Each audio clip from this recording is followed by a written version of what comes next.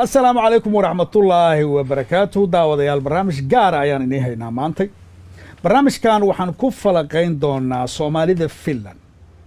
Soomaalida Finland waxaa lagu qiyaasayaa 25,000 qiyaastii. Soomaalida Finland waxay soo gashay waqtiyadii dhamaadkii 80-yadii iyo bilowgii 90-yadii intaba. Haddaba 30 sano maxaa noo qabsoomay? Maxaa naga wada dhaxeeya? Maxaa noo kala duwan? su'aalaha maanta aan isweydiinayna waxay tahay Soomaalida Finland ma midayn karnaa? cudurkan karoonuhu ma midayn karaa? maxay yihiin waxna dhex yaala? maxaan kala leenahay? maxaan wada leenahay? waxaa dooda nagala qayb geli doona Nimco Nuur oo ah macallimad afka Soomaaliga iyo diinta Islaamka, gudoomiyaha jaaliyadda Soomaaliyeed ee Finland Somali Liito Maxamed Jaamac. qadka iskaabka waxaa noogu jira aqoonyahan Cabdifataax Janagale iyo Cabdulqaadir Axmed oo loo yaqaano Qooje oo ah gudoomiyaha isboortiga iyo dhalinyarada.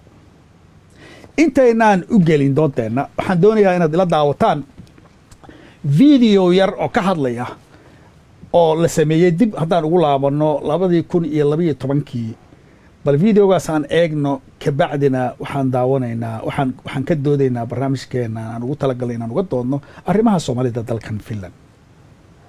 Sitten Suomen somaliyhteisöön, jota pyritään yhdistämään keskustelu- ja kulttuurikerhoilla.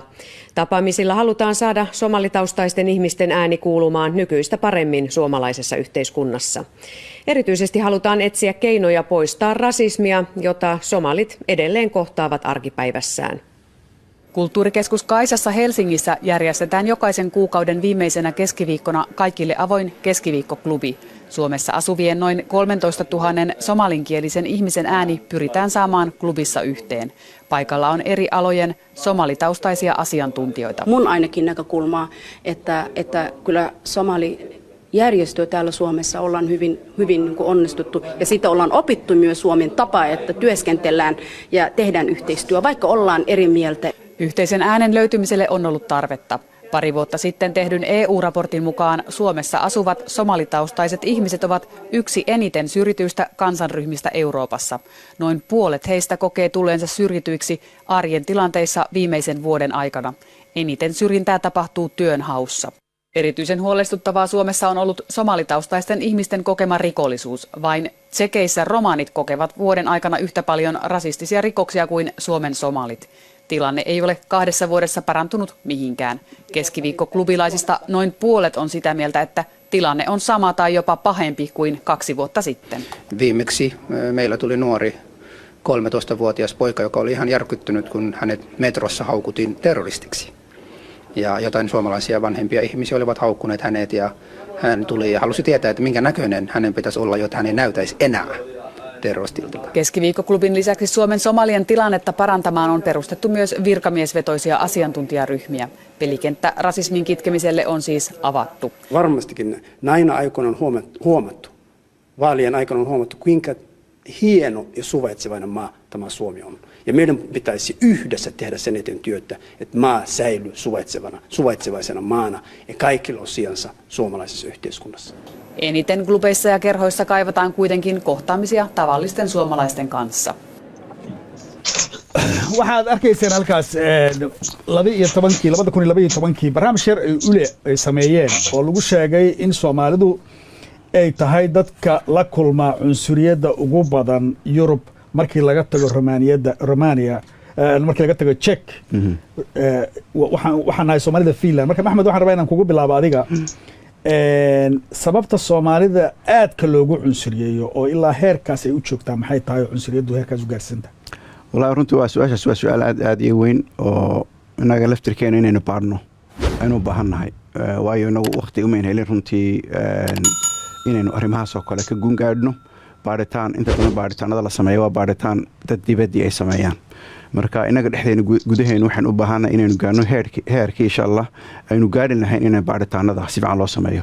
laakiin intii aan aragnay iyo intii aan ku soo dhex jirnay waxa weeyaan Finland oo meel ahayd dad janibka ku yaraa oo laga aqoon waxay ahayd bulsho homogenic wada cad wada blonda oo maxay sheeg hal qoomiyad ka soo jeeda ayaan hal mar inaga oo ka nimid meel fog oo diinteenu ka duwan tahay dhaqankeenu ka duwan yahay kalarkeenu ka duwan yahay wax walba in kaga duwannahay hal mar inagoo ciida ka badan hal mar la soo wada galay taasi markaa waxay noqotay in iyagii ay shoki ku noqoto istifaac marka ay galaan inagiina markaa taasna maxay nagu noqotay inaguna inay markaa difaac la mid ah aynu inaguna samayno difaacina markaa inagu wuxuu noqday inaynu inagu dib iskagu noqono marka waxaad imaka arrinkaasoo kale wuxuu ku tusayaa inaynu nahay soomaalida joogta Finland inay yihiin soomaalida ugu conservativesan marka la eego soomaalida reer galbeedka joogta waxaad arkaysaa af soomaaliga baa lagu hadlayaa maxaa la haystaa dhaqankii baa la haystaa diintii baa si fiican loo haystaa taasi waxay keentay markaa in iska hor imaad ka yimid inagana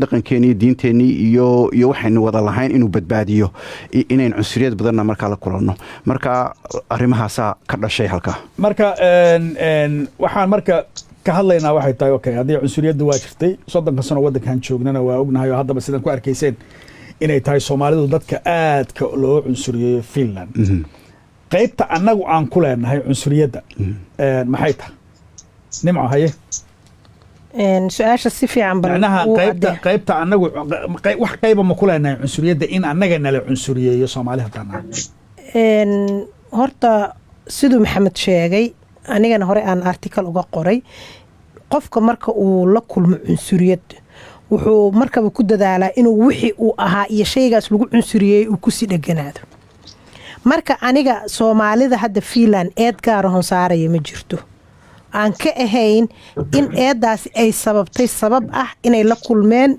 jirnacayb soocid iyo takoorid marka si kastaba iyo macnaha wax kasta oo anaga dhexdeena isbedel ka dhici lahaa waxaan suurtagelinaynin weerarka banaanka ka imaanay marka suurtagal waxay noqonaysaa marka weerarkaas uu yiraahdo si aan article-kayga hadda ka hor aan ku qoray Soomaaligan wuxuu ahaa macnaha dadkan wax cunsuriyeynaya cadow kuma aha anaga kaliya dalkooda xitaa cadow ku yihiin sababtoo ah dalkoodu wuxuu ku bixiyaa hanti badan in isdhexgal la sameeyo wuxuu ku bixiyaa qarash fara badan waqti fara badan maal badan maskax badan waxaasoo dhan ma suurtagelayaan waayo waxay u suurtagelaynin marka halkan ay ka jirto olol baxaya qofku wuxuu arkayaa ololkaas suurtagal ma aha qabowga inuu arko marka wuxuu maaragtay uu saarayaa attentionkiisa inuu ololkaas ka gaashaanto waaya Cabdifataax Janagale waxaan rabaa inaan ku weydiiyo waxa laga hadlayaa cunsurinimo iyo in Soomaalida Finland joogta aad loo cunsuriyeeyo macquul ma tahay annaga laftirkeenu Soomaali haddaan nahay inaan cunsuriyada qayb ka nahay oo ma ka hadlayno Finland oo kaliya dad annaga dhaqan ahaan is cunsuriyeeyo ma nahay misamani bismillahir rahmanir rahim dabcan cunsuriyadu ma aha kaliya innaga nala cunsuriyeynayo cunsuriyadu waa runta saa u sheegtay meel bay ka jirtaa waxa ugu wacan waxay tahay ugu weyn innaga Soomaaliyeednu nahay innaga u dheeynaya cunsuri ah oo dhexdeena cunsuri soo nahay cunsuriyadu waxay naga noqoto wax dhaqankeena oo kala ah waxa inoo ah caadi oo ma aha dad gaar ah weli inaan cunsuriyeyno kuwa isla dhashay ama isu dhow isku reeraa bas cunsuriyeyno marwalba marka dhaqankeena noqotay taa marka cilad waxa weeye inagu ugu weyn inaga wadana oo waxa moodaa inaynu inagu in kasbanay in la cunsuriyey sababta inaga cunsuriyina dhexdeena soo ah cid walba cunsuriyeyna afrikaanka kale walaalina cunsuriyeyna oo magaca ugu yarna laakiin aan idinka dhexgalay hadayna ogolaanshaha noo siisay inaan soo dhexgali karno haddaan kala aragno halkan aan joogna ha noo rarinina xaqii waa in horta bal halkan aan joogno aan cilada halkan aan xalkeeda helno ujeedadu waxay tahay marka inaga marka hadda maxaa fududeeyay marka inaga si gaar ah loo cunsuriyey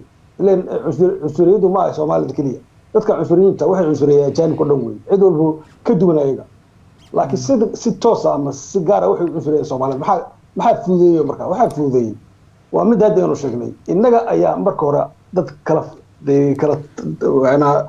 ishayo cunsuriyay ah marka hore waxay ogaadeen marka anaga inaan dad wada socda oo midaysan oo hal qoomiyad inay ahayn bay dadku ogaadeen macnaha easy target baynu noqonay soo macquul ma Cabdifataax aan ka dhexgalay soo macquul ma hadda sidii Maxamed ba sheegayay maadaama aan nahay dadkaan maartay markii Vietnam markii ay aadayeen maartay Australia ugu dambeysay dad intaas la eg oo hal mar soo gala boqolaal hal mar wadan gasha wadankan qaxooti laga aqooninaan waxaan soo galnay anagoo boqolaal ah kama dhicin wadamadan Yurub oo kaleeto oo ka diinho ka dhaqanoo wax kasta kaga duwan wadankan taasna waxay keentay cabsi ayay abuurtay finishka ku abuurtay macquul ma ahan ka duwanaanshahaas aan aad ka uga duwanahay finishka inay annaga target naga dhigteen laakiin hal mid ayna xusuusano inaga waxaa naga horreeyey dadka qoomiyadda Vietnam ka yimid waxaa naga horreeyay dad jili ka yimid oo sidoo kale u imaan jiray oo dad badan oo waddanka deganaa oo dhexgalay u dhow wala cusuriin jiray waayo cusuriinta inaga noo gaarka waxay tahay markaynu la kulin cusuriintii haddiinu annagu ahaan lahayn dad wada socda oo isku duuban de sida loo sheegay lagu tuumiyeen dad Soomaali ay wadanahay u mideysan cusuriinta ay gaartay soo gaarteen